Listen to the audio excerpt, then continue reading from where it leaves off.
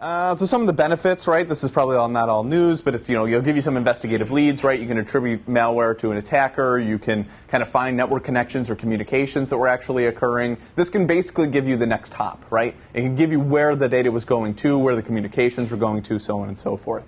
It can also give you a time element, which can be helpful for kind of giving you an idea of when an initial infection may have occurred. So you can kind of determine the severity of the incident based on that.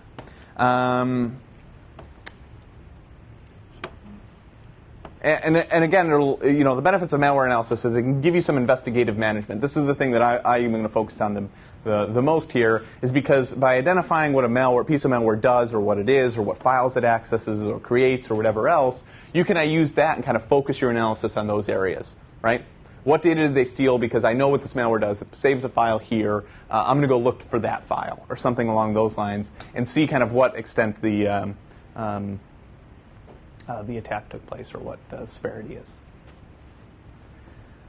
It can also be helpful mostly for relation purposes, right? It can help you to kind of minimize the damage, remove malware from the system, kind of mitigate future attacks, help to harden the system in the future, kind of learn from your mistakes, really.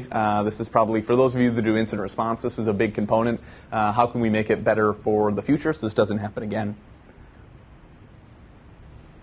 This is, kind of referencing back to what we talked about earlier today and yesterday, kind of talking about memory analysis. There are things that are non-persistent, right? We're going to talk about disk analysis basically for the rest of the today and into tomorrow. But as you'll see, some of the information isn't going to be persistent or found on disk, right? For example, that open network connection to .200 there, the FTP connection that we saw from the MS Build application.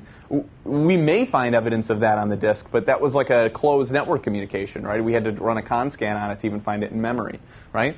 Or something like that WNMS listening on port 0, right?